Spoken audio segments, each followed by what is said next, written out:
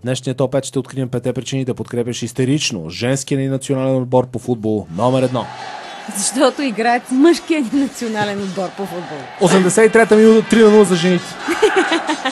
По време на целия матч се чудиш кои точно са мъжете. Да. Още повече, че си спомняш думите на класика Боби Михайлов.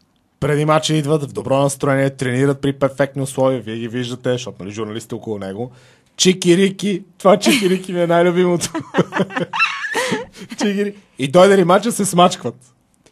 Ти най-се кефиш да ги видиш как се смачкват след чикирикито.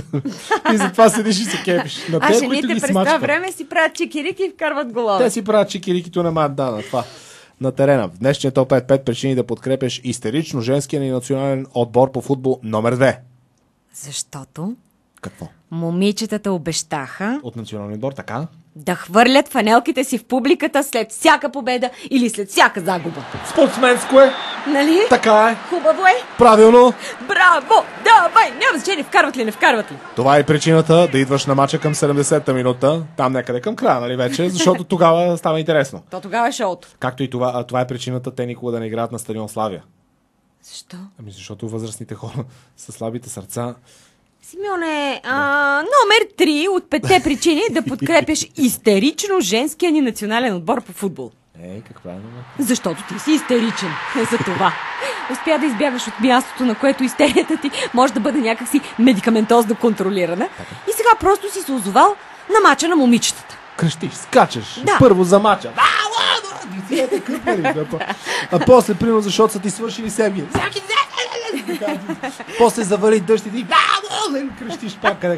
Без истерика, абсолютно Силно много ти отива това. Всъщност... Знам, че ми отива. Чакай. Ох, че ме оплаши.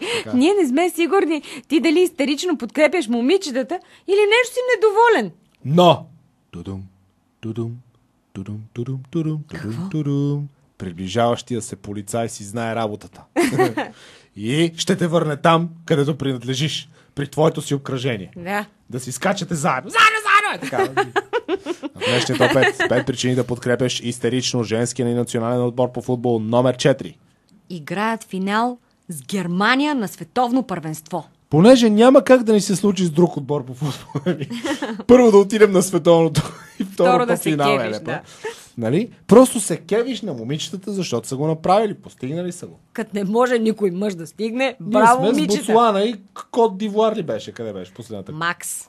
Макс, какво? Най-много. До Макс, там да стигнем. Така е, Макс. В днешния топ 5 причини да подкрепяш истерично женския ни национален отбор по футбол. Номер 5. Ти си Митио. Пак ли? Не е Митио пак. Митю от Бобов дол ли? Не е Митио от Бобов дол, бе. Кой Митю? Митио от Пищова. От Търново. Подкрепяш ги, викаш им, поканил си ги в жакузито след мача. Целият отбор. Естествено, защото ти е голямо жакузито. Да.